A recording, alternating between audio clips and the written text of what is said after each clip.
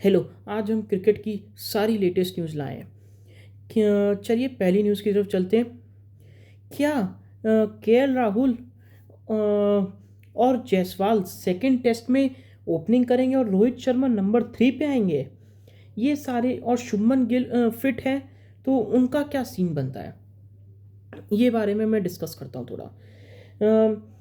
जो चितेश्वर पुजारा से ये बात हुई थी, तो चितेश्वर पुजारा ने जो सजेशंस दिया है वो, और आपको पता होगा चितेश्वर पुजारा नंबर 3 पे इंडिया के लिए राहुल द्रविड़ के बाद एक वॉल साबित हुई थे, जो कि ऑस्ट्रेलिया क्रिकेट के legends Ricky Ponting, PAT Cummins जो ऑस्ट्रेलिया के अभी कैप्टन हैं, जॉश हेजलवुड, मिचेल स्टार्क, सब ने ये बोला है कि हमें इंडिया की बैटिंग लाइनअप में जो सबसे ज़्यादा मुश्किल लगता था वो पुजारा को बॉल डालना लगता था।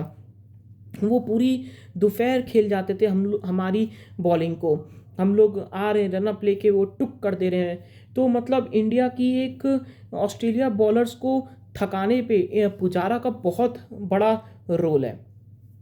तो उनसे पूछा गया तो उन्होंने बोला कि पुजारा ने बोला कि शुभमन गिल को नंबर 5 पे खिलाओ, और जो रोहित है वो नंबर 3 पे खेल ले, और वन और ओपनिंग में जायसवाल और केएल राहुल। क्या रोहित शर्मा नंबर 3 पे खेलेंगे? क्योंकि वो कैप्टन है, और नंबर 3 पे उनकी, हाँ, राहुल से एवरेज बेहतर है, लेकिन और रोहित शर्मा लोग बोलते, और सबका कहना है कि रोहित शर्मा का भी थोड़ा फॉर्म ऊपर नीचे है। No doubt Rohit Sharma legend खिलाड़ी हैं, लेकिन उनका फॉर्म थोड़ा ऊपर नीचे। अगर केएल राहुल बॉल पुरानी कर देते हैं थोड़ी बहुत, तो रोहित शर्मा अटैक करके ऑस्ट्रेलिया पे प्रेशर डाल सकते हैं। जैसे आपको याद होगा बहुत पहले जो अभी ऋषभ पंत काम करते हैं, वो काम पहले ऑस्ट्रेलिया के लिए एडम गिलक्रिस्ट करते थे। अब अगर ऐसे इंडिया के पास 2 बैट्समैन आ जाए, आपके ऋषभ पंत पुरानी बॉल पे अटैक कर सकते हैं, रोहित शर्मा, तो इंडिया को इससे बहुत फ़ायदा होगा। लेकिन मेरे हिसाब से इसके दोनों पहलू हैं। केएल राहुल अगर नंबर, क्योंकि लेकिन केएल राहुल बहुत ही अनस्टेबिलिटी इंडियन टीम में है हो रहे हैं। कभी नंबर 5, कभी नंबर 3, कभी ओपनर, कभी विक, क्या हो रहा है। तो फिर लोग उन पे आलोचना भी करते हैं, उनकी फॉर्म जैसी चली जाती है। जब फॉर्म आती है तो फिर वो ऊपर नीचे होते हैं, फिर फॉर्म चली जाती है, तो लोग सवाल उठाने लगते हैं। अगर, लेकिन चाहे आप नंबर ओपनिंग करें चाहे नंबर 3 पे करें, अगर आपके पास फॉर्म होगा तो आप कहीं पे भी परफॉर्म कर सकते हैं। ये गौतम गंभीर ने जब वो कोच नहीं थे, एज अ कमेंटेटर थे, तो उन्होंने बोला कि आपका होना चाहिए, इंडिया प्रायोरिटी होनी चाहिए, कि इंडिया के लिए हम खेलें, रन बनाएं और मैच जीतें। लेकिन अगर मेरा पॉइंट ऑफ व्यू सुने तो केएल राहुल नंबर 3 पे आ सकते हैं, ऐसा कोई नहीं है। रोहित शर्मा अगर शुरुआत में नई बॉल में 5-6 ओवर में 40-50 रन तेज मार दें, 20 रन 30 रन तेज मार दें, तो ऑस्ट्रेलिया बैकफुट पे चली जाएगी पहले से ही।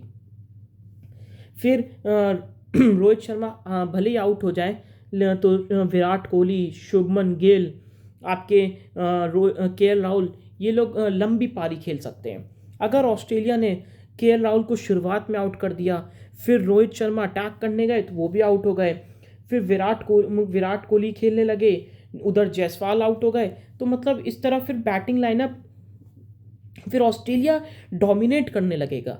तो जैसे आपको याद होगा वर्ल्ड कप में भी रोहित शर्मा ने डोमिनेट किया था पावर प्ले में। वर्ल्ड कप 2023 का, जो हम भले ही हार गए थे, लेकिन ऑस्ट्रेलिया बैकफुट पे चला गया था जब रोहित शर्मा अटैकिंग क्रिकेट खेल रहे थे तब। तो मेरे हिसाब से रोहित शर्मा ओपनिंग ही कर लें, कोई दिक्कत नहीं। नंबर 1 डाउन पे आ जाए, शुभमन गिल 5 पे खेल लें, कोई ऐसी वो नहीं है। इंडिया भी बैलेंस साइड है, इंडिया भी डोमिनेटिंग पोजीशन पे है। ऑस्ट्रेलिया को पर्थ में 1 साइडेड हराया है। तो और लोग इसलिए बात कर रहे हैं रोहित को नंबर 3 पे आ जाए, क्योंकि राहुल और जायसवाल की 200 की पार्टनरशिप हुई तब, जब इंडिया पहली इनिंग्स में 154 पे ऑल आउट हो गई थी।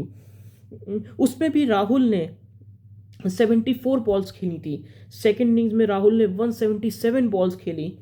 तो मतलब राहुल को इसलिए बोला जा रहा है, लेकिन राहुल बहुत टैलेंटेड है। राहुल द्रविड़ से कंपेयर किया जाता था, stylish batsman, next Virat Kohli बोलते हैं लोग उन्हें। तो वो बहुत अच्छे प्लेयर हैं। वो चाहे नंबर 3 पे खिलाओ, वो परफॉर्म कर लेंगे।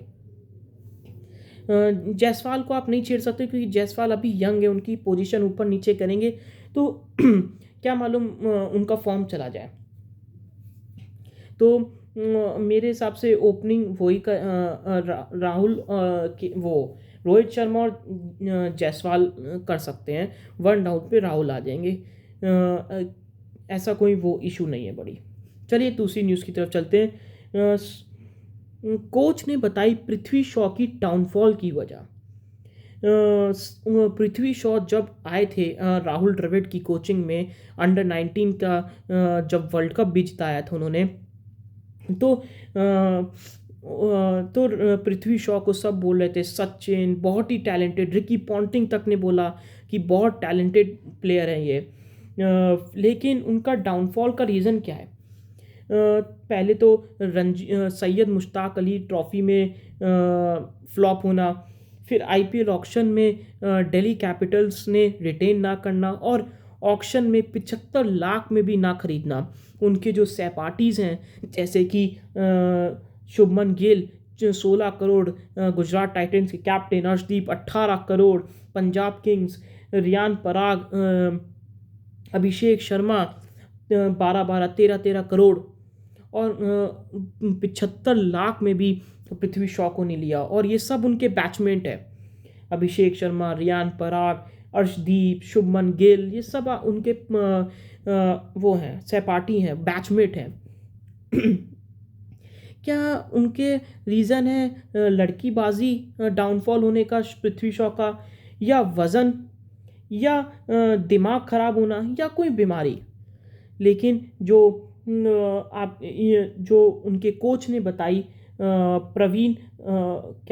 प्रवीण आमरे ने उनकी को बताया कि वो जब छोटी सी उम्र में 30-40 करोड़ पाना, तो उससे वो सीखे नहीं, उनका दिमाग ख़राब हो गया कि मैं मेरे से प्लेयर ही नहीं बढ़ा।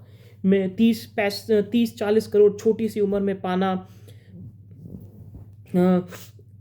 और ऐसी एक काम्बले, विनोद काम्बले थे, लोग जब वो दिल्ली कैपिटल्स में आए तो उन्होंने बोला, क्लोजली बात की कि विनोद काम्बले मत बनिएगा आप। उन्होंने स्टोरी भी सुनाई क्योंकि विनोद काम्बले को उन्होंने बहुत ही बारीकी से देखा था। उनका डाउनफॉल का रीज़न यही था। लेकिन ये नई पीढ़ी है, इनको समझ नहीं आता। छोटी सी उम्र में 30-40 करोड़ कमा लिए, जो कि यहाँ का आईएम का ग्रेजुएट तक नहीं कमाता।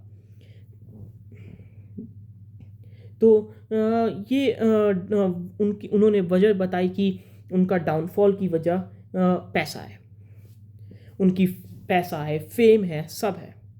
चलिए तीसरी न्यूज़ की तरफ चलते हैं। पाकिस्तान और जिम्बाब्वे का जो फर्स्ट T20 है उसमें प्लेइंग 11 अनाउंस कर दी है। उसमें मैंने आपको जो पिछले शो में भी प्लेइंग 11 बताई थी, उसमें सिर्फ एक चेंज है। उसमें एक उमैर बिन यूसुफ है साहिबजादा फरहान की जगह। बाकी पूरी सेम टू सेम प्लेइंग 11 मैंने बताई थी। इसीलिए मैं कहता हूँ, और अभी चैम्पियंस ट्रॉफी का भी अपडेट आ रहा है। मैंने आपको पिछले शो में भी दिया कि पीसीबी के चेयरमैन ने ये बोला है, अब ऑलमोस्ट रिजॉल्व हो गया चैम्पियंस ट्रॉफी का इशू। जिसमें कि मैं आपको पहले प्लेइंग 11 बता देता हूँ। साइम अयूब, उमैर बिन यूसुफ, उस्मान खान, तैयब ताहिर, सलमान अली आगा, इरफान खान न्याजी, जानदाद खान, अब्बास अफरीदी, हारिस रऊफ़, अबरार अहमद, सुफियान मुकीम। चलिए लास्ट न्यूज़ की तरफ चलते हैं, चौथी न्यूज़ की तरफ। चैम्पियंस ट्रॉफी का जो इशू है वो रिजॉल्व हो गया। जो बहुत ज़्यादा सोर्सेज हैं, जो दुबई में जो हो रहा है वर्चुअली मीटिंग, उसमें जो करीबी सोर्सेज हैं वो बता रहे हैं कि पीसीबी, बीसीसीआई और आईसीसी एग्रीड हो चुके हैं एक कंक्लूजन पे। जैसे कि मैंने आपको 4 ऑप्शन बताए थे, उसमें से जो हाइब्रिड वाला वो ऑलमोस्ट रेडी है, तैयार है मानने के लिए। लेकिन उसमें क्या है, इंडिया पाकिस्तान ट्रैवल नहीं करेगी। और पहले तो क्या होगा, हाइब्रिड में होगा इंडिया पाकिस्तान ट्रैवल नहीं करेगी, प्लस पाकिस्तान को एक ये फ़ायदा दिया जाएगा कि जो एक्स्ट्रा चंक है आईसीसी के रेवेन्यू से वो पाकिस्तान को मिलेगा।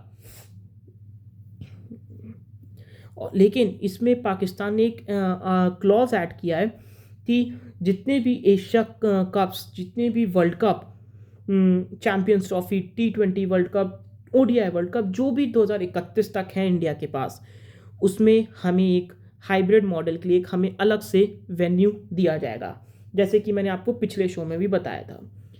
मेरे ख्याल से इंडिया और पाकिस्तान फैंस दोनों के लिए ये अच्छी बात है। क्योंकि इंडिया को मैचेस कुछ बाहर शिफ्ट हो जाए कोई नुकसान नहीं है। उनके इंडिया की बीसीसीआई वैसे भी बहुत पैसा कमा लेता है। ये सब बाकी बोर्ड्स को थोड़ा नुकसान होता है, इंडिया को कोई फ़र्क नहीं पड़ेगा। तो ये क्लॉज ऐड किया गया है कि पाकिस्तान ये एक, क्या मालूम भी आईसीसी अभी एग्री हो जाए, फिर जब आएगा इवेंट तब पाकिस्तान पे प्रेशर डाल के कोशिश कर लेंगे। ये तो क्योंकि चैंपियंस ट्रॉफी अभी कराना इम्पॉर्टेंट है, क्योंकि मैंने आपको पहले भी बताया था, West Indies, Sri Lanka, south Africa, Bangladesh, ये सब भले ये मतलब श्रीलंका और वेस्ट इंडीज़ अभी है नहीं चैंपियंस ट्रॉफी में, लेकिन अमाउंट तो मिलता है ना उनका। जब आईसीसी का इवेंट ख़त्म होता है तो आईसीसी रेवेन्यू तो देता ही है सारे बोर्ड्स को। तो इनका तो जो खर्चा है वो मेनली इसी से निकलता है, क्योंकि ये बोर्ड पैसों के मामले में थोड़े वीक हैं अभी। तो इससे बोर्ड्स का भी फ़ायदा होगा और पाकिस्तान को भी फ़ायदा दे दिया। इंडिया तो अपना हाइब्रिड पे स्टैंड है और उनकी बात ही मानी गई। मैंने आपको पहले भी कहा था, आईसीसी इंडिया के साथ, आईसीसी इंडिया की तरफ झुका रहता है थोड़ा। तो ये पीसीबी, आईसीसी और बीसीसीआई ऑलमोस्ट एग्री हो गए इस बात के लिए कि हाइब्रिड में मैच होगा, पाकिस्तान को एक्स्ट्रा चंक मिल जाएगा, प्लस जो इंडिया के पास अगले 3 इवेंट हैं 2026, 2029, 2031 का, वो हाइब्रिड में होगा। चलिए, मेरा न्यूज़ सेगमेंट पसंद आया तो लाइक करें, शेयर करें, सब्सक्राइब करें।